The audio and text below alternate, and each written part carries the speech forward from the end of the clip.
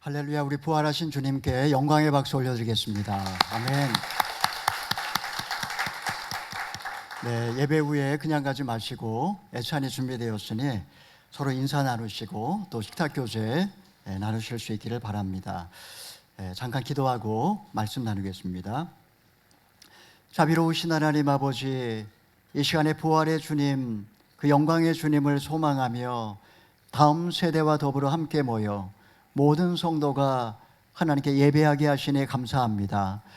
하나님, 우리의 삶의 모든 사망 권세가 떠나가게 하여 주시옵시고 우리의 삶의 부활의 영광으로 가득할 수 있도록 주님 역사하여 주시옵소서. 예수님의 이름으로 기도하옵나이다. 아멘. 이 시간에 저는 빈 무덤이라는 제목으로 오늘 말씀을 함께 나누기를 원합니다. 세계에서 가장 큰 무덤의 주인공이 누구일까요? BC 3세기에 중국 최초의 황제가 된 진시황입니다. 진시황릉은 이집트의 그 기자의 피라미드도 상대할 수 없는 어마어마한 규모를 자랑합니다. 전체 면적은 자금성의 78배, 축구장의 978배, 211만 스퀘어미터 정도 되는 엄청난 그런 규모입니다. 저희 오클랜드 온누리교회 예배당과 주변 대지가 한 2만 스퀘어미터 정도 되니까 이 땅이 한 100배 정도 되는 큰 그런 무덤을 자랑을 합니다. BC 2세기의 한나라 역사학자였던 사마천의 사기를 보면 하늘과 땅을 모방한 지하 궁전 내부에는 수은으로 된 시내가 흐르고 도굴꾼이 들어가면 화살이 쏘아지는 그런 특별한 장치가 설치되어 있다라는 그런 기록이 남아 있습니다. 인간은 죽기 전에 자신의 무덤을 준비하기도 하고 또는 후손들에게 어떤 특별한 유언을 남기기도 합니다. 레닌이나 김일성이나 호치민처럼 본인의 의사와 무관하게 시체를 방부 처리해서 타인이 볼 수 있게 미이라로 전시하기도 합니다. 몇 년 전에 이집트에서 석관 무게만, 그 뚜껑 무게만 15톤에 달하는 엄청나게 큰 석관이 발견이 되었습니다. 고고학자들은 이것이 알렉산더의 무덤이 아닐까 그렇게 관측을 했습니다. 독초로 빚은 와인을 마시고 12일 만에 죽은 그 알렉산더, 그는 바벨론에서 죽었지만 자신의 이름을 본따 만든 알렉산드리아에 묻혔을 거라는 그런 관측이지만 그러나 미스테리입니다. 인간은 죽어서도 잊혀지는 것을 두려워하기 때문에 크고 화려하게 자신의 무덤을 만들려고 합니다. 종교 창시자들이라고 해서 예외는 아닙니다. 공자의 무덤은 중국 산동성에 있고 석가모니의 사리는 화장을 해서 인도의 여러 석탑에 지금 보관되어져 있으며 무함마드의 유해는 메디나의 모스크에 지금 매장이 되어 있습니다. 이렇게 인간은 호흡이 끊어지고 죽어도 영원히 살기를 원하기 때문에 무덤에 시신을 보관하고 치장을 하고 제사를 드리고 예배를 드리는 것입니다. 이 시간에 우리는 본문 말씀을 통해서 예수님은 다른 종교 창시자들과 무엇이 다른지 근본적인 차이점에 대하여 이 시간에 말씀을 함께 나누어 보기를 원합니다. 우리 1절에서 4절의 말씀을 읽어보겠습니다. 안식일 다음 날 바로 그 주의 첫날 동틀 무렵에 막달라 마리아와 다른 마리아가 무덤을 보러 갔습니다. 그런데 갑자기 큰 지진이 일어나더니 주의 천사가 하늘에서 내려와 돌을 굴려내고 그 돌 위에 앉았습니다. 그 천사의 모습은 번개와 같았고 옷은 눈처럼 희었습니다. 경비병들은 그 천사를 보고 두려워 떨면서 마치 죽은 사람처럼 됐습니다. 주일 새벽에 마리아를 비롯한 여러 여인들이 예수님께서 묻히신 무덤을 찾아갔다. 그런 말씀으로 오늘 본문은 시작이 되고 있습니다. 먼동이 트는 새벽녘에 무덤을 향해 가는 그 길은 얼마나 무서웠을까요? 누가 무덤을 막고 있는 그 큰 돌을 옮겨줄 수가 있겠습니까? 그들은 예수님에 대한 슬픔과 연민을 안고 시신의 향료를 바르기 위해서 무덤을 향해 걸어가고 있었습니다. 그들은 예수님이 부활하셨을 거라고는 상상도 하질 못했습니다. 이때 어떤 일이 벌어졌습니까? 갑자기 큰 지진이 나더니 천지가 진동하였습니다.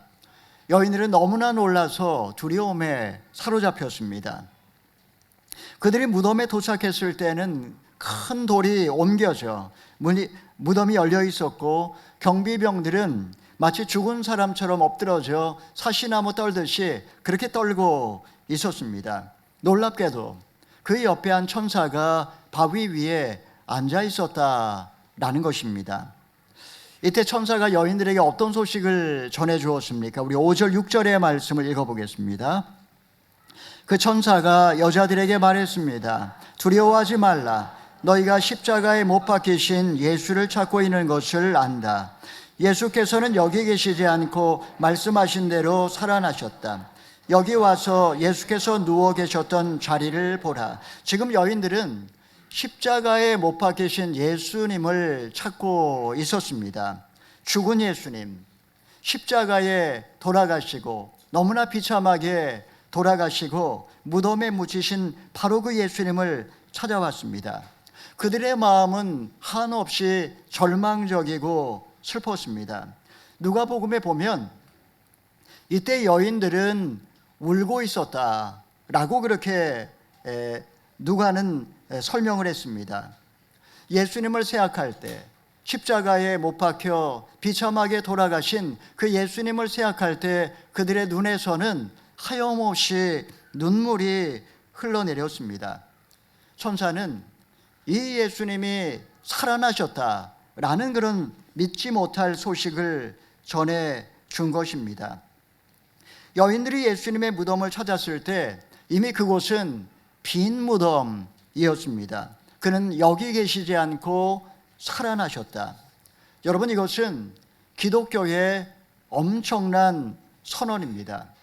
기독교의 시작은 사실은 성탄절이 아니라 빈 무덤입니다.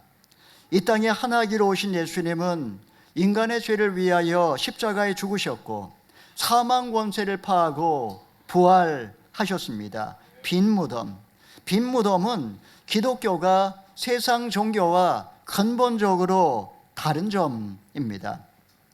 만약에 기독교의 부활이 없다면 성탄절이 무슨 의미가 있으며 성금요일이 뭐가 중요하겠습니까? 부활이 없다면 사실 기독교도 존재하지 않았을 것입니다. 부활이 있고 나서야 예수님의 말씀과 예수님의 행하신 그 모든 일들이 퍼즐처럼 연결이 되었습니다.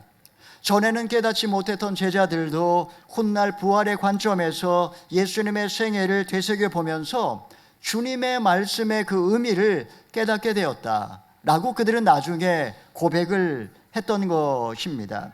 여러분, 우리는 부활을 통해서 예수님이 이 땅에 오신 성탄의 의미를 정확하게 깨달을 수가 있습니다. 부활의 의미를 알기 때문에 현재의 고통을 절망으로 바라보질 않습니다. 현재의 아픔이 있고 오늘날 슬픔이 있어도 머지않아 기쁨과 행복으로 바뀔 그날을 소망하면서 현재의 고난을 견디며 넉넉하게 이길 수 있는 것입니다. 바로 이것이 빈 무덤이야말로 기독교가 탄생한 시작점이다 라는 것을 말해줍니다. 제가 한국에 있을 때 장례식을 자주 치렀습니다. 뉴질랜드에서는 부모님이 돌아가시면 다들 한국으로 이제 들어가시니까 제가 장례식을 치를 일이 없고, 또 저희 교회는 젊은 교회이기 때문에 실제로 장례식은 거의 없었습니다. 하지만 한국에서는 장례식이 많으면 일주일에 한 번, 어떤 때는 2번 이렇게 장례식을 치렀습니다.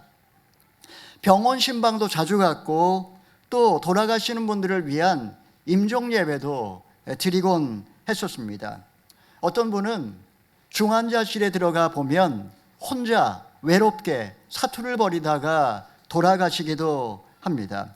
어떤 분은 젊은 나이에 어린 자녀를 남겨두고 안타깝게 세상을 떠나는 분도 있습니다. 남편에게 버림을 받고 한이 맺혀서 그렇게 눈을 뜬 채 돌아가는 그런 분도 있었고, 가족들에게 둘러싸여서 축복 속에 평화롭게 잠드는 그런 분들도 보았습니다. 여러분, 그 죽는 모습은 다 다르지만 모든 인간은 결국 바로 그 죽음의 길을 피할 수 있는 사람은 아무도 없습니다. 저희 교회가 어린아이들이 많이 태어나는 그런 교회지만 어린아이가 태어나는 만큼 이 땅에 누군가는 또 죽고 있습니다. 사랑하는 사람을 더 이상 만질 수 없고 사랑하는 이의 목소리를 들을 수 없다면 얼마나 슬프고 고통스럽겠습니까? 우리 그리스도인들도 장례식장에서 눈물을 흘립니다. 물론 잠깐의 헤어짐을 아쉬워하는 눈물이지만, 그러나 모든 그리스도인들 우리 마음속에도 이 죽음에 대한 두려움, 죽음을 통한 영원한 이별에 대한 그런 아쉬움이 있다라는 것입니다. 성경에 보게 되면 비슷한 인물이 또 나옵니다. 그가 누구인지 요한복음 11장 25, 26절의 말씀을 읽어봅니다. 예수께서 마르다에게 말씀하셨습니다. 나는 부활이요 생명이니 나를 믿는 사람은 죽어도 살겠고 살아서 나를 믿는 사람은 영원히 죽지 않을 것이다. 내가 이것을 믿느냐? 나사로가 죽었을 때 여동생 마르다는 눈물을 흘리며 슬퍼했습니다. 주님이 여기 계셨더라면 제 오라비가 죽지 아니하였을 것입니다.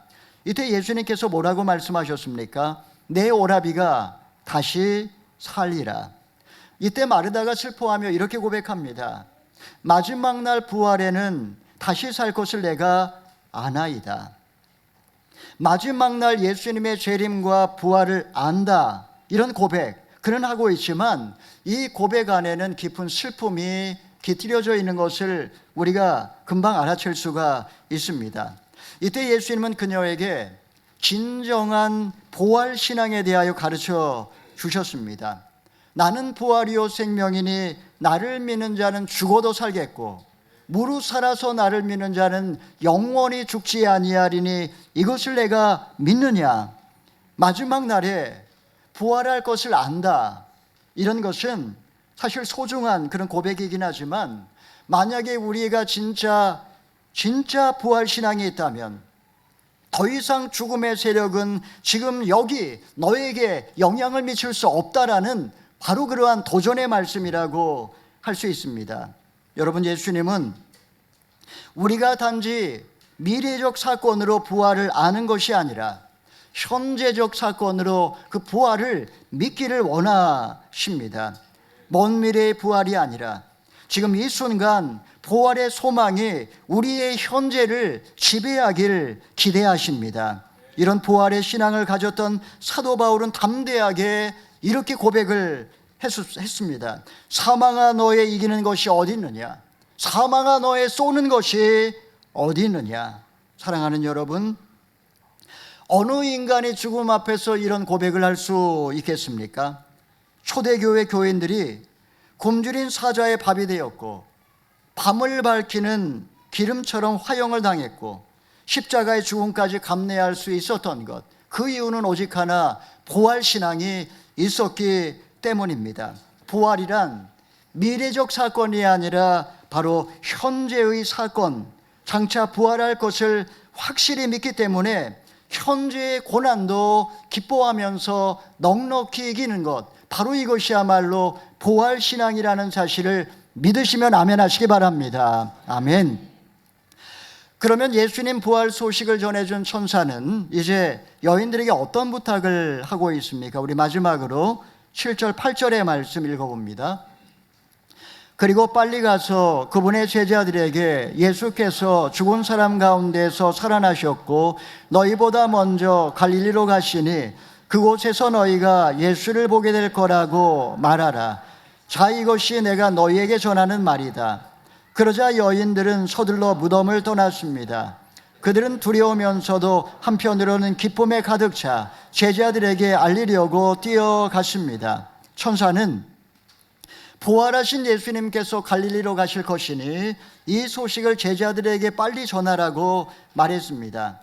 지진과 천사의 출현으로 여인들은 거의 넋이 나가 있었습니다. 그런데 이 상황 속에서 예수님이 부활하셨다, 정말 믿기 어려웠을 것입니다. 자, 그런데 왜 천사는 예수님께서 갈릴리로 가실 것이니 이 소식을 전하라고 하신 걸까요? 왜 예수님은 예루살렘에서 제자들을 만나주지 않으시고 왜 갈릴리로 가려고 하는 것일까요? 여러분, 갈릴리는 지난 3년 동안 예수님과 제자들의 아름다운 추억이 고스란히 남아있는 곳이었습니다. 촌무지랭이, 자격 없는 자들을 제자로 부르셨고 병든 자를 고치셨고 죽은 자를 살렸으며 그 예수님의 그 주옥 같은 말씀 들었을 때 그들은 마치 꿈꾸는 것만 같았습니다. 이런 제자들이 예루살렘에 올라왔을 때 그들은 주님을 배신하고 다 도망쳤으며 가룟 유다는 목매달아 죽었고 제자 베드로조차도 예수님을 모른다라고 3번이나 부인했습니다. 고향 갈릴리를 생각할 때 그들의 마음은 먹먹했고 찬바람이 불었을 것입니다. 그런데 예수님께서는 바로 그 갈릴리에서 다시 만나자고 그렇게 말씀하십니다. 그들의 실수와 그들의 연약함에도 불구하고 괜찮다고 갈릴리에서 다시 시작하자고 그렇게 초청을 하시는 것입니다. 부활의 신앙으로 현재의 모습을 본다면 우리는 지금 나의 연약함, 나의 허물, 나의 죄악 때문에 절망하지 않고 다시 시작할 수 있다라는 것을 주님은 가르쳐 주는 것입니다. 여러분, 사망 권세는 어디에 존재할까요? 사망 권세는 지금도 여전히 우리를 향하여 독심을 쏘아대고 있습니다. 두려움과 절망의 독심, 걱정과 근심의 독심, 무기력과 원망의 독심, 싸워보지도 않고 포기하게 끊임없이 사망 권세는 우리를 향하여 이 독심을 쏘아대고 있습니다. 요셉은 형들에게 버림받고 출세의 길에서 요사스러운 한 여인에 의하여 좌절되고 감옥에서 사람들의 기억 속에 영영이 잊혀질 수밖에 없는 그런 인생이었습니다. 만약에 요셉이 지난 인생 자신의 그 비극만을 생각하며 살았다면 그는 한탄하며 자학하며 이를 갈며 비참하게 그 인생을 끝냈을 것입니다. 이런 요셉에게 믿음이 있었습니다. 주님이 주신 꿈을 통해 자신의 과거와 자신의 현재를 조명했습니다. 마침내 이루어질 그 영광스러운 미래를 꿈꾸었습니다. 그 꿈이 너무나 선명했기 때문에 마치 현실처럼 느껴졌습니다.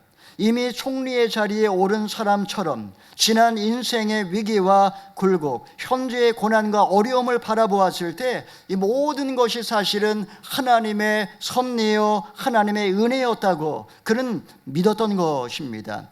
여러분, 이런 고난의 과정을 거쳤기 때문에 요셉의 인생은 더욱더 아름답고 빛이 날 수 있었던 것 아닐까요? 바울은 이렇게 말합니다. 우리 주 예수 그리스도로 말미암아 우리에게 이김을 주시는 하나님께 감사하노니 그러므로 사랑하는 형제들아 견고하며 흔들리지 말며 항상 주의 일에도 힘쓰는 자들이 되라. 이는 너희 수고가 주 안에서 헛되지 않은 줄을 알미니라. 나의 미래를 다 알 수는 없지만 그러나 그럼에도 불구하고 나의 삶의 결과는 승리이며 축복이며 영생이라고 지금 바울은 선포하고 있습니다. 사랑하는 성도 여러분, 우리 교회는 지금 부활의 반석 위에 견고하게 서 있습니다. 내 심장을 향해 사망 권세가 쏘는 독심에 위축되거나 흔들리지 마시기 바랍니다. 죽음의 어두운 그림자가 내 삶을 뒤덮어도 결코 뒤로 물러나지 마시기를 바랍니다. 오히려 죽음의 권세를 향하여 담대하게 큰 소리로 선포하십시오. 사망아 너의 이기는 것이 어디 있느냐? 사망아 너의 쏘는 것이 어디 있느냐? 오늘 이 부활의 아침에 우리 모두 미래의 부활의 사건을 현재 승리의 사건으로 선포하고 지금 여기 절망과 고통과 죽음의 무덤에서 떨쳐 일어나서 부활의 주님을 찬양하고 부활의 신앙으로 승리하시는 저와 여러분 다 되기를 주님의 이름으로 축원합니다. 아멘. 이 시간에 함께 말씀에 의지하여 기도하기 전에 찬양하기 원합니다. 선포하라, 부활하신 영광의 주, 아름다운 영광의 주를 보라. 보좌에 앉으신 그 어린 양 예수, 다 무릎 꿇고서 주 선포하며 찬양하겠습니다.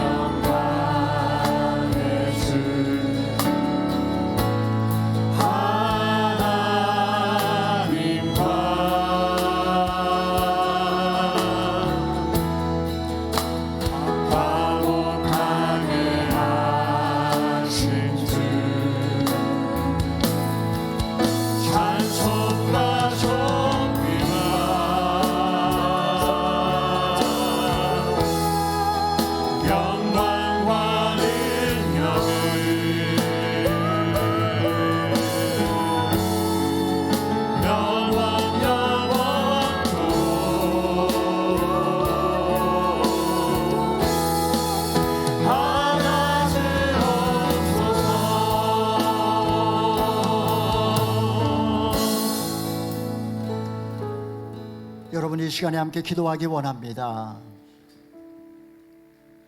여러분, 지금 어떤 예수님을 바라보고 계십니까? 혹시 십자가에 죽으신 예수님, 무덤에 묻히신 예수님만 생각하며 눈물을 흘리고 계시지는 않습니까? 빈 무덤. 세상의 모든 종교 창시자들은 다 무덤이 있지만, 그러나 주님은 더 이상 무덤에 계시지 않습니다. 사망 권세를 파하시고 부활하셔서 보좌에 앉으신 어린 양 예수님께 찬양과 존귀와 영광과 능력을 영원토록 돌리기를 원합니다. 이 시간에 기도하기 원합니다. 더 이상 사망 권세의 종노릇하며 살아가지 아니하게 하여 주옵소서. 나의 삶을 둘러싸고 있는 모든 절망의 자리를 딛고 일어나 날마다 부활을 선포하며 살아가게 하여 주옵소서. 우리 함께 주여 한번 외치고 기도하겠습니다. 주여, 자비로우신 하나님 아버지, 하나님, 우리의 삶을 내어가고 있는 하나님, 모든 절망의 자리를 딛고 일어나게 하나님 아버지로 도와주시옵소서.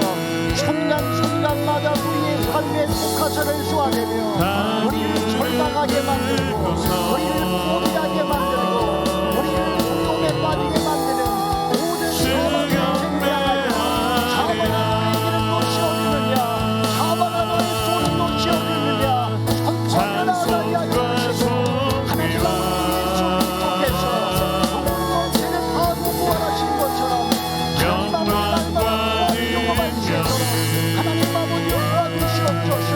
하나님 아버지, 우리 가운데 병든 자가 있습니까? 하나님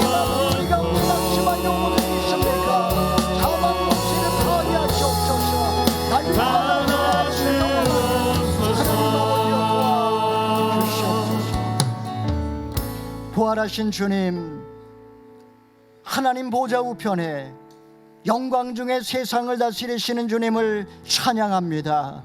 부활을 마지막 날 미래적 사건이 아니라 오늘 지금 현재의 사건으로 날마다 경험하게 하여 주시옵소서.